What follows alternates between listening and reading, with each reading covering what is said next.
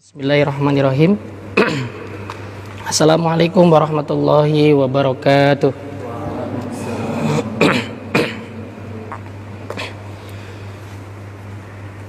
Mari kita berdoa terlebih dahulu, bertahmid kepada Allah Subhanahu wa taala bersama-sama seperti biasa.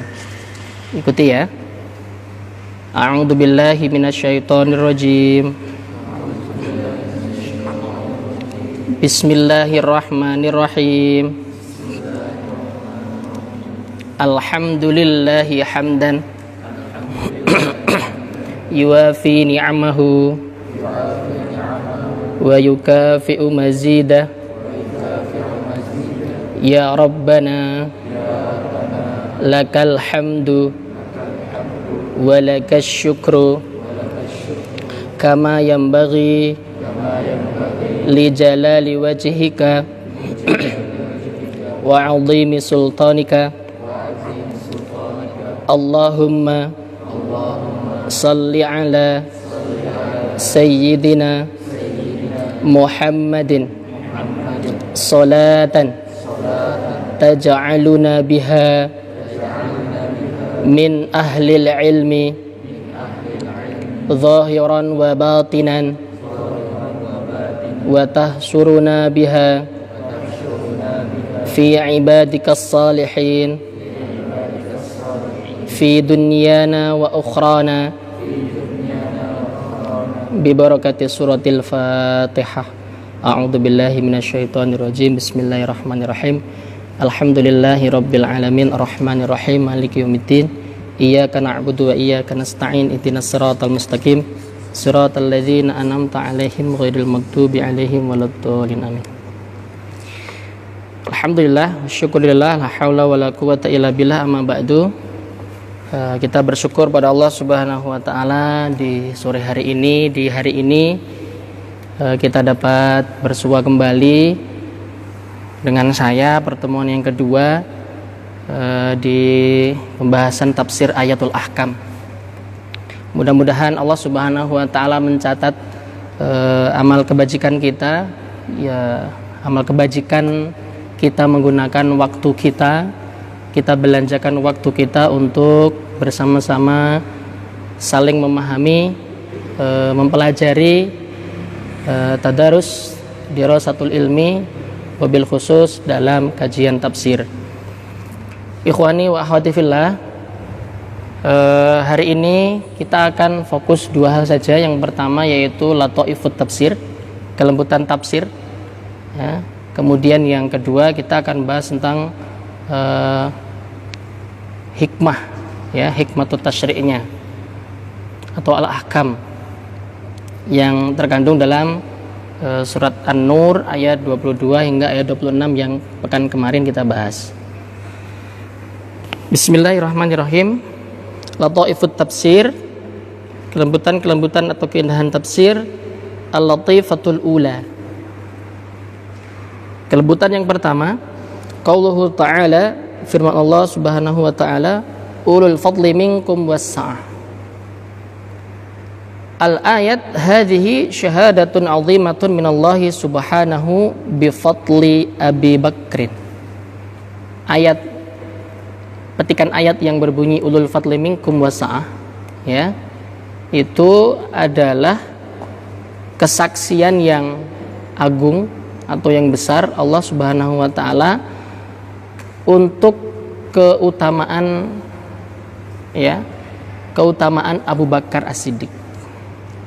Wa annahu afdhalus sahabah.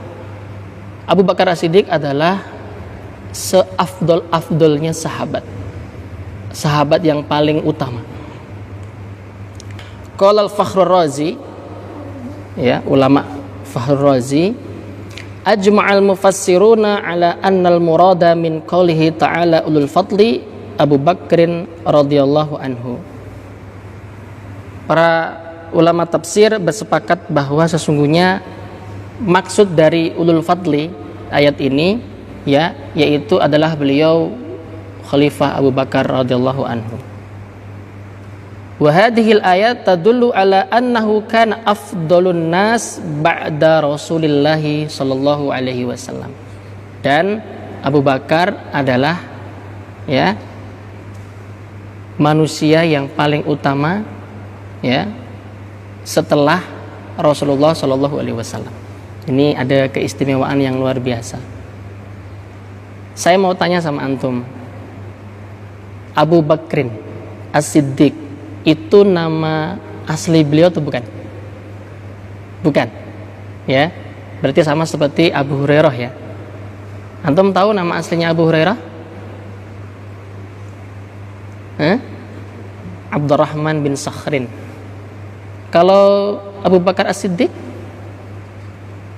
jadi Abu Bakar As-Siddiq itu sama seperti saya gitu ya, misalkan kayak Abu Hilya gitu, atau kunyahnya gitu. Abu Bakrin As-Siddiq nama aslinya ya adalah Abdullah bin Abi Kuhafah bin At-Taimi Al-Quraisy. Itu nama aslinya. Tapi beliau masyhur dengan Abu Bakar As-Siddiq. Wa qala Abu Su'ud, berkata Abu Su'ud, qauluhu ta'ala, firman Allah, ulul fadli minkum, yang tadi ai fid din ya. Jadi yang paling utama adalah agamanya. Tidak ada yang bisa menandingi manusia yang paling bagus agamanya kecuali Abu Bakar As-Siddiq. Otomatis kalau Rasulullah paling awal ya. Yang kedua adalah Abu Bakar As-Siddiq. Bagaimana tidak, beliau adalah kekasih ya, sahabat, bahkan mertua ya. Dan luar biasanya mulianya, saking mulianya beliau pun dimakamkan dekat dengan Rasulullah Shallallahu Alaihi Wasallam. Insyaallah. Jadi bagus ya kalau misalkan kita itu memilih seorang teman atau memilih pasangan hidup itu dengan memilih yang baik agamanya. Ya, kalau misalkan harta, kemudian nasab atau cantik, ganteng itu bisa nomor sekian, tapi agama Islam kita mengajarkan untuk fadfar bidzatiddin taribat yadak, untuk memilih agamanya dulu. Ya.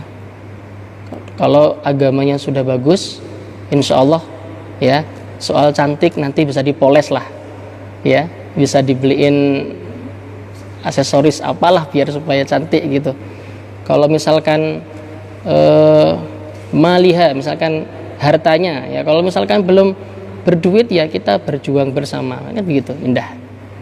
Ya, nasab ya.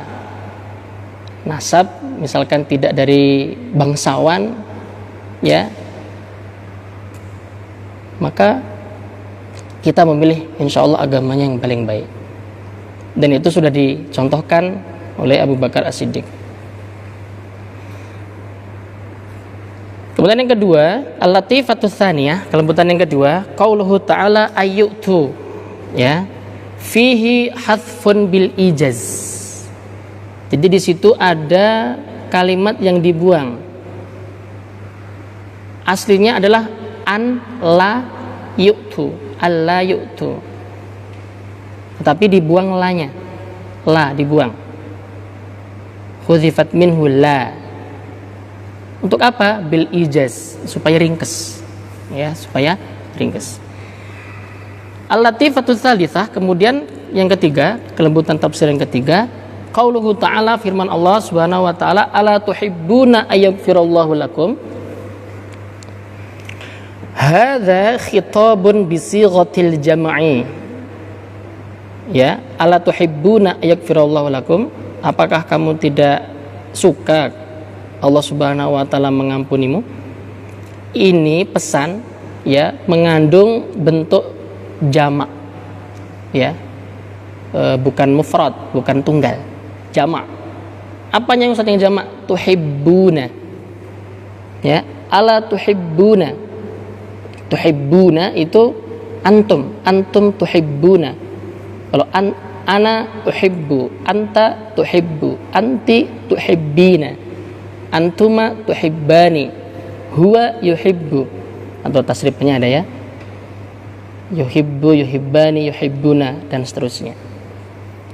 Tapi di sini tuhibbuna, kalian Ya. Padahal sebenarnya tadinya ini ditujukan untuk Abu Bakar, satu orang mufrad. Kenapa kok menggunakan tuhibuna? Nah, di situ ada kelembutan tafsir. Ya, ada kelembutan tafsir. Wa wurudul khitabi bihadhihi sighati lit-ta'zim, yaitu untuk mengagungkan. Mengagungkan siapa? Abu Bakar. Ya, kalau orang kita ya, sebenarnya kalau dalam bahasa Arab, misalkan kalian memanggil saya anta ya ustadz, itu tidak masalah. Ya, kamu wahai ustadz. Tetapi di situ ada ikram, ada ta'zim. Antum ya ustadz. Ya, jenengan gitu kan. Sebagaimana contoh yang lain, Allah Subhanahu wa taala juga berfirman, inna nahnu nazzalna dzikra. Sesungguhnya sesungguhnya kami, ya, kami di sini adalah Allah. Nazzalna dzikra, yang menurunkan az-dzikra, itu Al-Qur'an. Jadi pakainya adalah jamak sebagai ta'zim.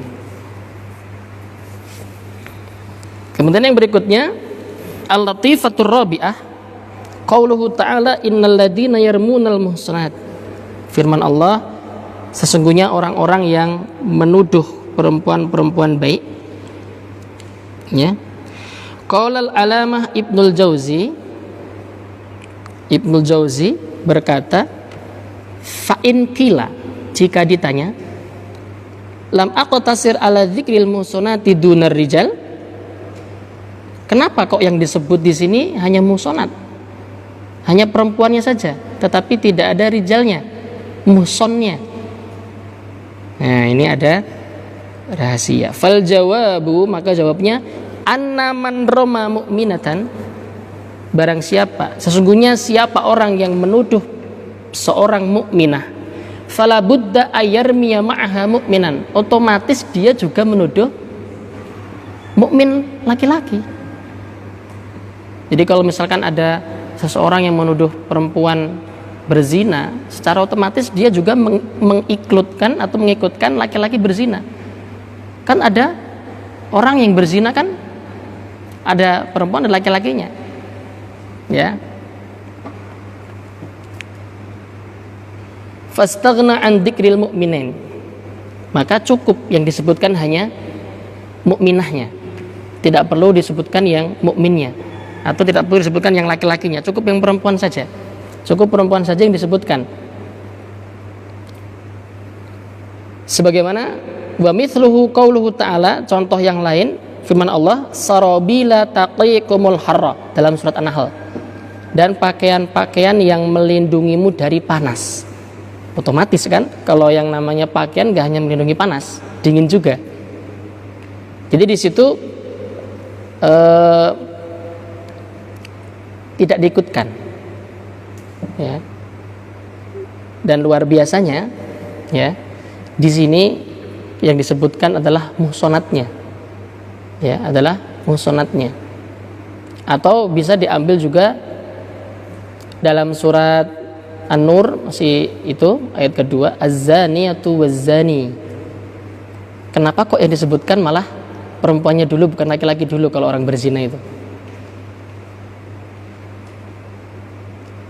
Kalau ayat yang lain malah laki-lakinya dulu baru perempuan, was-sariqu was-sariqatu. Ini juga termasuk dari bagian tafsir. Az-zaniyatu waz-zani, perempuan dulu yang disebutin, perempuan yang berzina. As-sariqu was-sariqatu, was-sariqu was-sariqatu, pencuri laki-laki baru pencuri perempuan. Jadi kalau az-zaniyatu waz-zani, ya, yang dijelaskan adalah perempuannya, karena perempuan kalau berzina, ya, kalau perempuan yang berzina itu tandanya kelihatan, aibnya kelihatan, tidak seperti laki-laki. Contoh kalau perempuan berzina itu langsung, misalkan ya, langsung hamil, ciri-cirinya ada. Kalau laki-laki mah gak kelihatan, mau dia lari ke sana lari ke sini, kemudian mencolok sana mencolok sini, nggak kelihatan. Tapi kalau perempuan yang misalkan berzina, dia terlihat bekasnya, ya, maka disebut disitulah az-zaniyatu waz-zani, was-sariqu was-sariqatu. Ayat yang lain disebut laki-laki, karena memang yang paling banyak mencuri biasanya adalah kaum laki-laki, ya, was-sariqu, pencuri laki-laki.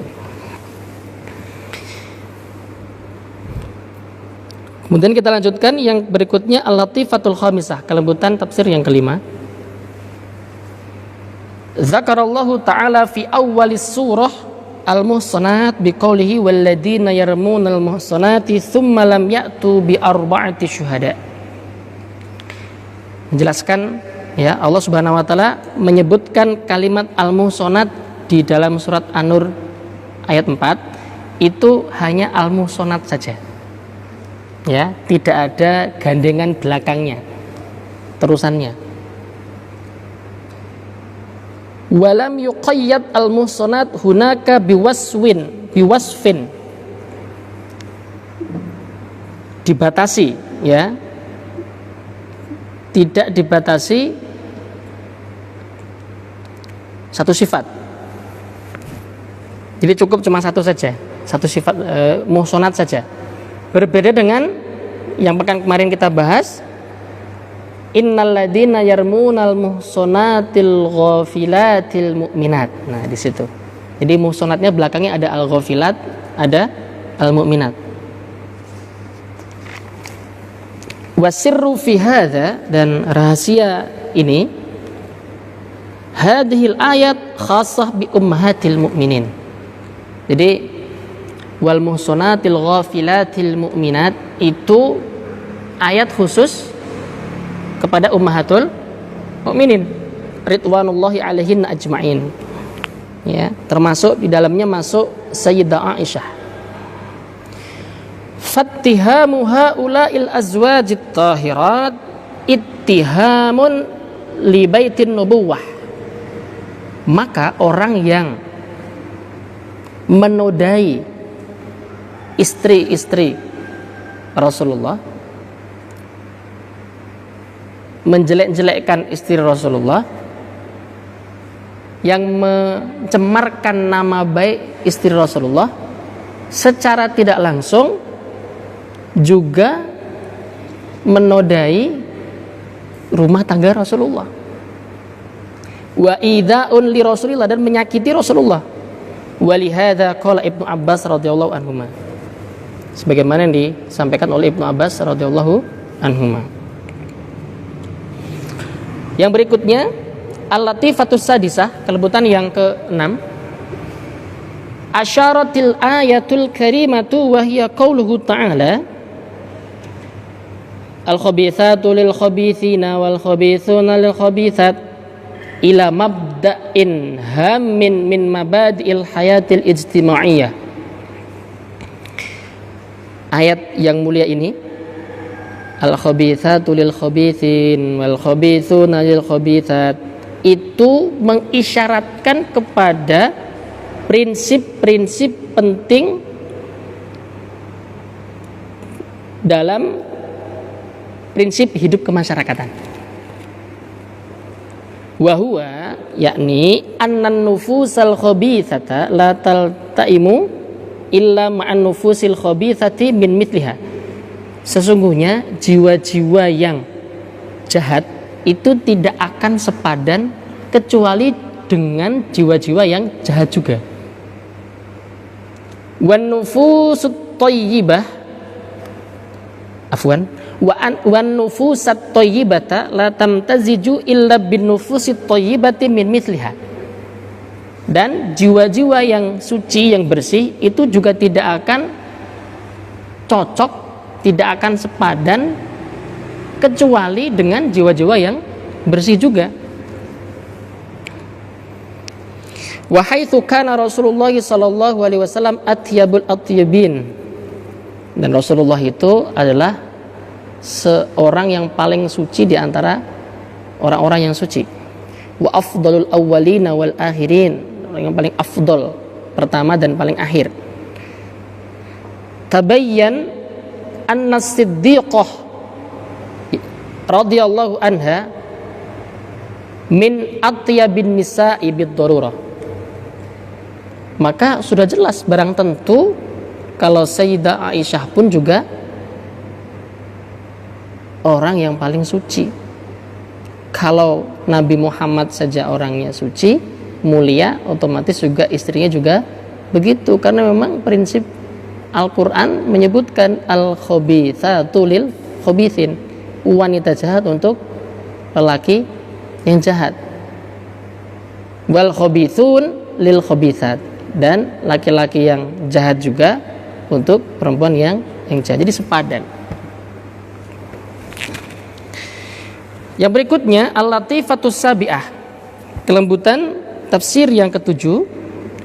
Qala az-Zamakhsyari fi tafsirih al-Kasyaf, Imam Az-Zamakhsyari berkata dalam tafsirnya al-Kasyaf, laqad barra'allahu ta'ala arba'atan bi arba'atin. Allah Subhanahu wa taala telah membebaskan 4 perkara dengan 4 perkara. Ingin tahu? Barra Yusuf bilisanis syahid wa syahida syahidum min ahliha. Dalam surat Yusuf ayat 26, Allah Subhanahu wa taala membebaskan Yusuf dari tuduhan, masih ingat ceritanya? Tuduhan perlakuan zina kepada Zulaikha. Dijawab ya oleh Allah Subhanahu wa taala dengan wa syahida syahidum min ahliha. Saksi, bersaksilah orang ya, bersaksilah orang yang bersaksi dari kalangan keluarga Zulaikha juga. Masih ingat ceritanya? Kalau yang sobek itu baju depannya Yusuf, maka jelas kalau Yusuf itu yang punya niat untuk berbuat jahat kepada Zulaikha. Tapi kalau yang sobek terkoyaknya baju itu di belakang, maka yang punya niat besar ambisinya adalah Zulaikha. Dan itu yang mengatakan seperti itu masih dari golongan saksi dari keluarga Zulaikha. Nah, maka di situ coba lihat pakaian Yusuf, mana yang sobek? Wah, yang sobek berarti belakang. Oh, berarti yang salah adalah Zulaikha. Tetapi ya karena punya kekuasaan, ya Zulaikha punya kekuasaan, tetap aja Nabi Yusuf yang dijebloskan ke dalam penjara. Wa barra'a Musa min qaulil yahud fihi bil hajar alladhi dhahaba bi thawbihi. Kemudian juga Allah Subhanahu wa taala membebaskan Nabi Musa dari perkataan Yahudi. Emang apa Ustaz perkataannya? Pengen tahu ceritanya? Setiap orang baik ya, nabi, rasul, ulama, dai, siapapun orang-orang yang baik itu selalu ada yang menjahatinya.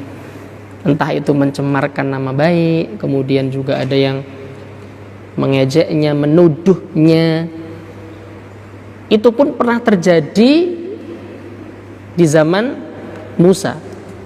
Nabi Musa itu dicemarkan nama baiknya dengan ujian apa? Badannya itu penuh dengan kudis gatal, bentol-bentol ya, jampes lah gitu.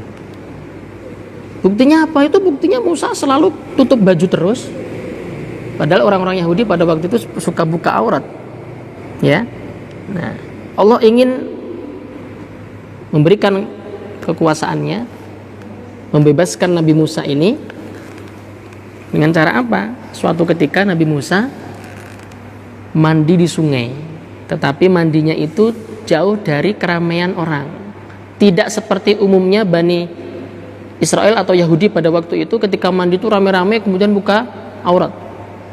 Nabi Musa mandi ya jauh dari keramaian. Untuk menjawab fitnah pada waktu itu ya, Nabi Musa ketika sudah selesai mandi di sungai ingin mengambil bajunya yang beliau letakkan di atas batu. Ketika mengambil bajunya itu, setiap kali mengambil batunya bergeser. Terus dikejar, bergeser hingga Apa? Ada orang Yahudi yang melihatnya. Ketika tampak, wah itu Musa. Ternyata tubuhnya itu bagus, bersih, tidak ada penyakit kudis. Nah itu menjawab, ya. Allah Subhanahu wa Ta'ala membebaskan dari segala fitnah yang ada pada waktu itu.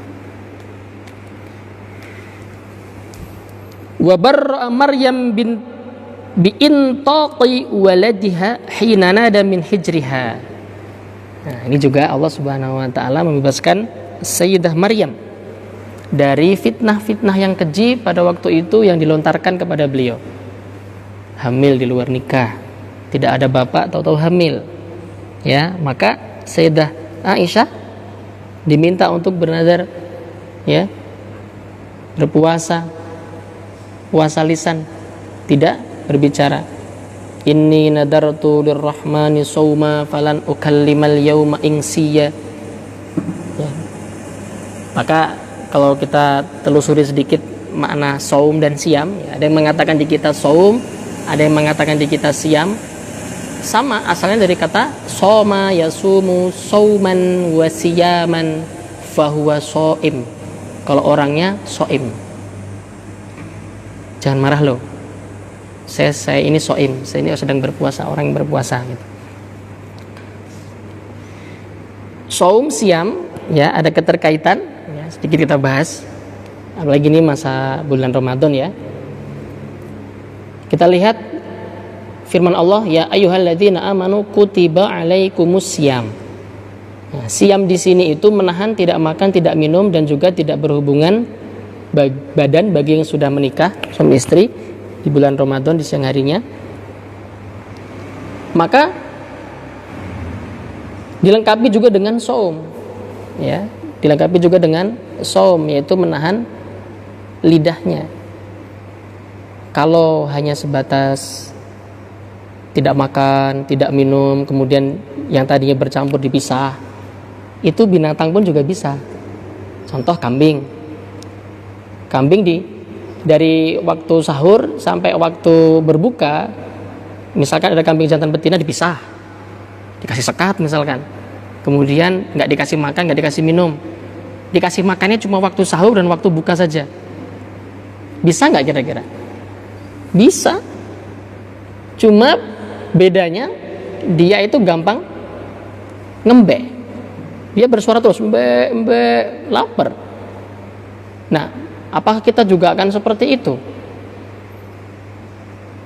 Maka dibutuhkan saum, ya, dibutuhkan saum, bisu, maksudnya agar supaya kita menjaga lisan kita di bulan Ramadan. Ada korelasi yang nyambung antara makna saum dan siam. Maka betul, kalau makan minum itu membatalkan puasa ketika di bulan Ramadan di siang hari, maka kalau misalkan berbohong, berdusta, menggibah, apapun yang keluar dari lisan, itu tidak batalkan puasa, tetapi mengurangi nilai pahala puasa. Maka diingatkan oleh Nabi kita, kam min shaimin laisa lahu min siyamihi ilal ju' wal 'atas. Betapa banyak orang yang berpuasa tapi gagal puasanya, nggak dapat apa-apa kecuali yogur, lapar dan haus. Kenapa? Dia bisa menahan nggak makan nggak minum dari waktu sahur sampai buka, tetapi tidak bisa menahan lisannya, saumnya bocor, pahalanya apa? Bocor, jadi sia-sia. Itu jadi ada korelasi antara saum dan siam. Inni nadartu lirrahmani sauma, ya, falan ukallimal yauma insiya. Sayyidah Maryam saum, tidak bicara, tetapi yang pada waktu itu yang berbicara adalah Isa bin Maryam. Apa? Inni Abdullah ataniyal kitaba wa ja'alani nabiyya wa ja'alani mubarakan aynama kuntu. Dan seterusnya. Disitulah, ya, untuk menjawab fitnah yang dituduhkan kepada Maryam pada waktu itu, ya, Isa kecil dapat berbicara, Inni Abdullah, aku adalah hamba Allah, ya, bukan anak Tuhan, ya, tapi hamba Allah. Wa barra'a Aisyah bihadhil ayat, ya. Dan juga Sayyidah Aisyah Allah bebaskan dengan turunnya ayat ini. Baik. Itu sudah selesai tentang lataifut tafsir. Sekarang kita masuk ke al-ahkam asy-syar'iyyah, hukum-hukum syariat. Al-hukmul awal, hukum yang pertama, hal yuhbitul amal salih birtikabil ma'asi. Birtikabil ma'asi, apakah amal soleh itu bisa runtuh, bisa rusak, bisa terhapus gara-gara maksiat? Kita sudah beramal soleh, tetapi gara-gara maksiat apakah bisa runtuh? Apakah bisa terhapus? Ya. Ajma'al mufassiruna ala annal murada min qawlihi ta'ala udil qurba wal masakin wal muhajirina fi sabilillahi wa mastah. Yang dimaksud oleh mufassir ulil qurba yaitu kerabat, wal masakin orang-orang miskin, wal muhajirina fi sabilillah dan orang-orang yang hijrah jalan Allah. Beliau adalah Mistah bin Usasah yang saya sampaikan pada waktu itu.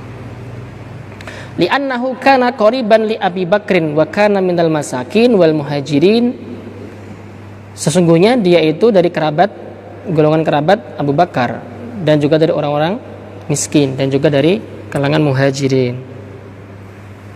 Wa kana qad waqa'a fi haditsil ifki. Dia ya terkena fitnah ikut-ikutan nyebarin ya hadisul ifki pada waktu itu.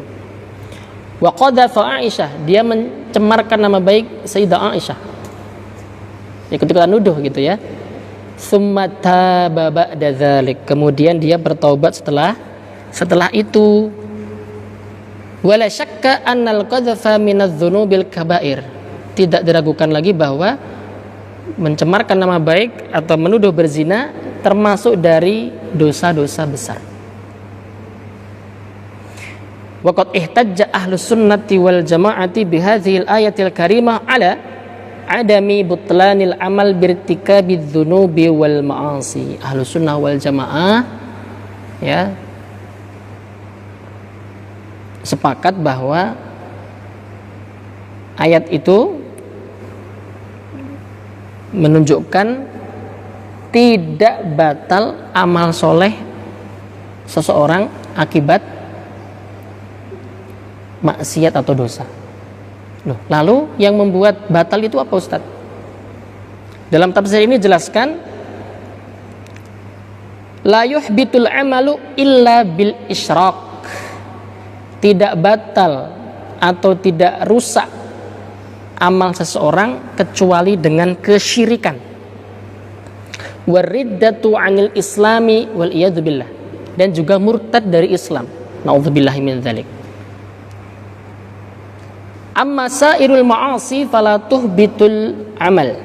Maka semua kemaksiatan itu tidak bisa menghanguskan amal soleh, kecuali kalau memang dia itu betul-betul kufur, kafir, ya, kemudian keluar dari Islam, syirik kepada Allah, ya, orang syirik. Apa dalilnya?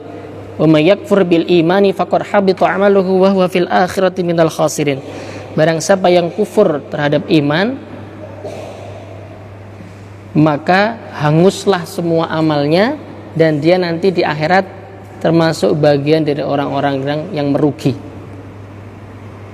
Orang yang gak beriman, meskipun dia dermawan, dia kaya, dia baiknya luar biasa, tapi karena tidak punya iman, semua amalnya itu habito, hangus, rusak, cacat, dan ya nanti di akhirat khasirin, rugi, gak dapat apa-apa.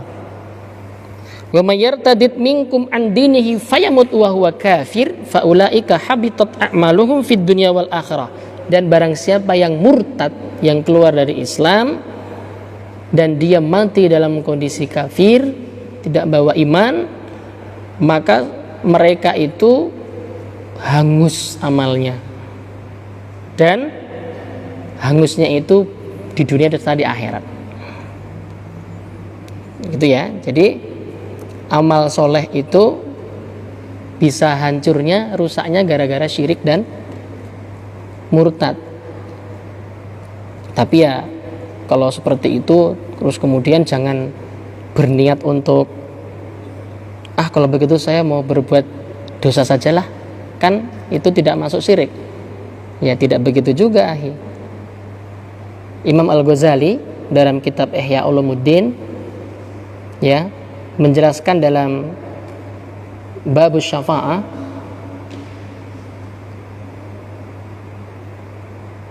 jika kita ingin mendapatkan syafaat dari Rasulullah SAW, beliau menjelaskan maka ada 3 hal. Yang pertama, la tahkir adamiyan aslan. Artinya jangan meremehkan manusia, siapapun itu manusianya. Karena siapa tahu ada sifat kewalian yang Allah sematkan pada dirinya. Kita nggak boleh meremehkan Umar bin Khattab pada waktu itu. Apa yang kita lihat sekarang Umar bin Khattab? Karena kita tidak boleh meremehkan beliau. Sekarang beliau dimakamkan, kuburnya dekat dengan Nabi Muhammad SAW. Jangan meremehkan siapapun orangnya, baik yang kecil ataupun yang besar, yang dewasa atau yang muda.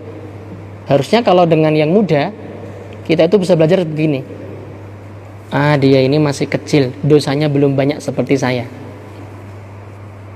Kalau kita melihat yang lebih senior daripada kita, yang lebih dewasa, lebih tua daripada kita, Masya Allah, beliau itu sudah banyak mengumpulkan bekal pahala, sudah banyak pahalanya daripada saya. Itu tawadhu sekali. Jadi jangan sampai ada di antara kita yang meremehkan siapapun itu. Kemudian Imam Al-Ghazali menjelaskan, la tastasgir maksiatan, la tastahkir maksiatan aslan.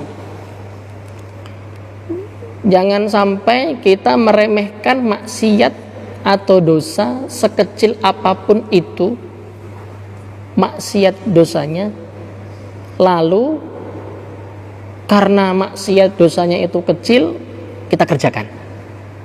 Jangan sampai seperti itu. Nah ini kan dosanya, maksiatnya ini remeh, ini kecil, ini sederhana, nggak apa-apa lah aku kerjain ntar taubat. Tidak boleh seperti itu. Kenapa?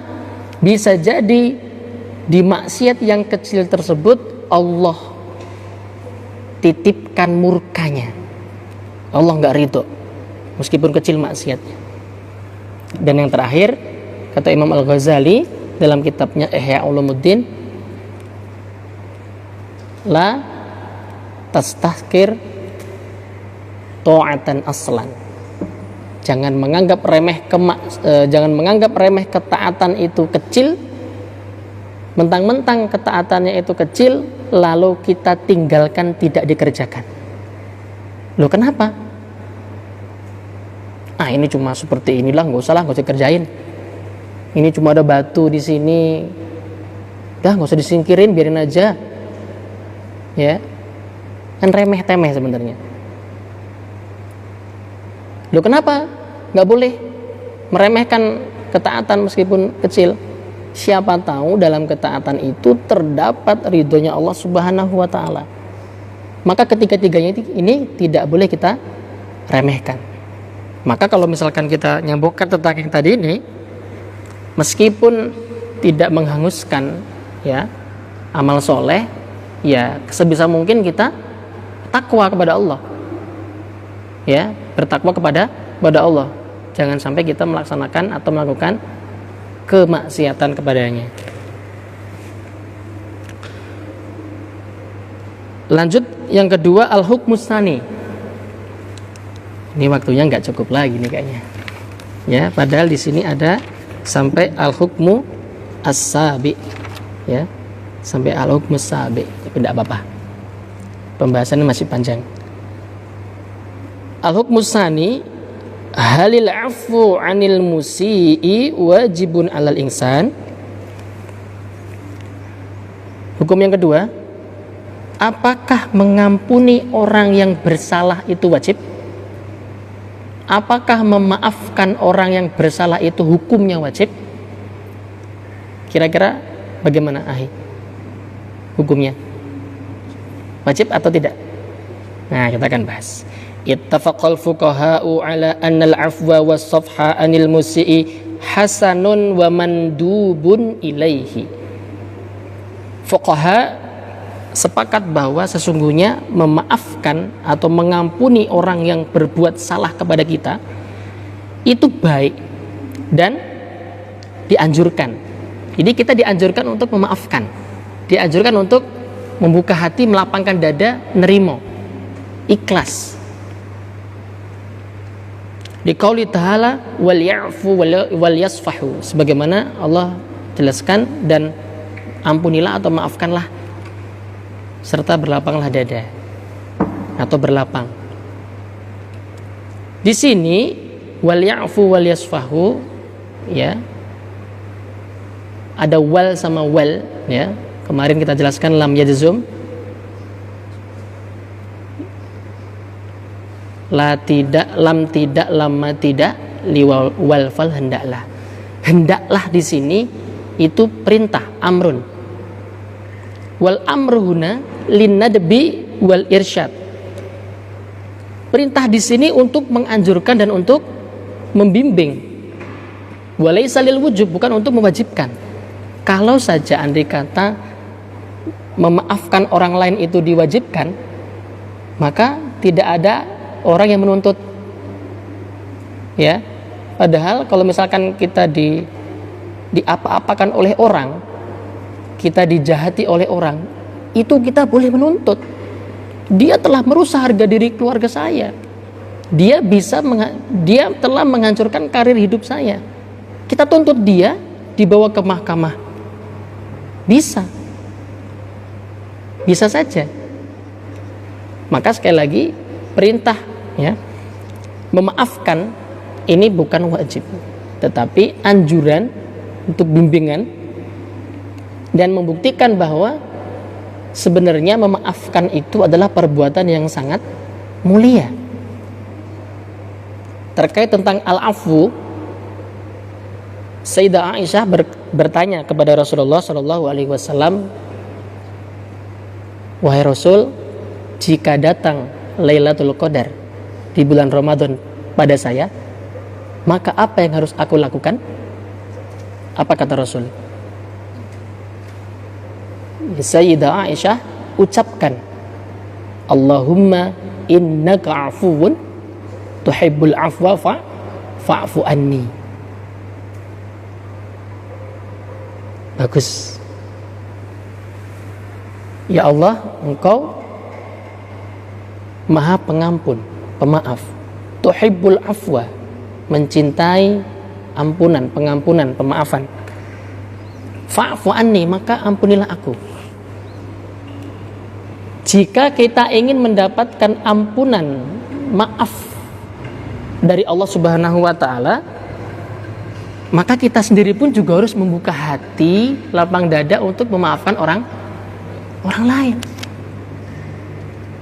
Tidak serta-merta Allah memaafkan kita kalau kita saja masih susah untuk memaafkan orang lain. Sungguh luar biasa sekali kata maaf ini. Dalam ayat yang lain, khudhil afwa wa'mur bil 'urfi wa'rid 'anil jahilin. Ya, kita diminta untuk mengambil maaf. Gimana maksudnya mengambil maaf itu?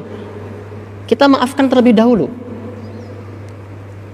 sebelum orang itu meminta maaf kepada kita. Ikhwani fillah, Ramadan begitu mulia mengajarkan kepada kita untuk sifat-sifat tersebut.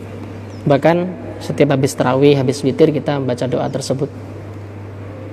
Kalau misalkan ada redaksi tuhibbul afwa fa'fu anna, fa'fu anna itu karena memang sighatnya, redaksinya untuk kami, untuk kita. Kalau untuk diri sendiri, untuk saya sendiri, fa'fu anni. Kita dawamkan doa tersebut setelah selesai sholat tarawih di kediaman kita masing-masing, sholat witir di kediaman kita masing-masing, dan kita juga aplikasikan setiap apapun yang orang lain tidak baik misalkan kepada kita, kita berusaha untuk membuka pintu maaf yang seluas-luasnya. Maka mudah-mudahan dengan kita berlapang dada membuka pintu maaf kepada orang, Allah juga akan memaafkan kita. Ikhwani wa akhwati fillah, untuk hukum-hukum yang berikutnya kita akan lanjutkan di pertemuan-pertemuan yang akan datang. Karena memang tafsir saya ingin perlahan-lahan ketika menjelaskan. Sedikit banyaknya saya juga belajar dari kitab yang saya pakai ini dengan murojaah lagi. Ini kitab yang saya pakai dengan menggunakan bahasa Arab semua. Ya. Dan ini dulu Durusul Muqarrarah yang ada di tempat kuliah kami. Alhamdulillah saya bisa murojaah lagi kitab ini bersama dengan antum, dan kita bersama-sama mempelajari ayat Al-Quran. Mudah-mudahan apa yang kita pelajari di sore hari ini yang tersampaikan bisa dipahami semuanya dan menjadi ilmu yang bermanfaat bagi kita sebagai motivasi untuk menambah semakin cinta kita kepada Al-Quran, bahwa Al-Quran semakin digali ilmunya seluas samudra. Tidak ada yang bisa cukup untuk membahasnya. Selalu banyak inspirasi-inspirasi yang bisa kita dapatkan. Barangkali demikian yang bisa saya sampaikan di pertemuan sore hari ini. Kurang lebihnya mohon maaf. Selebihnya kita tutup dengan membaca alhamdulillah dan doa kafaratul majelis. Alhamdulillahirabbil alamin. Subhanakallahumma wa bihamdika asyhadu an la ilaha illa anta astaghfiruka wa atubu ilaik.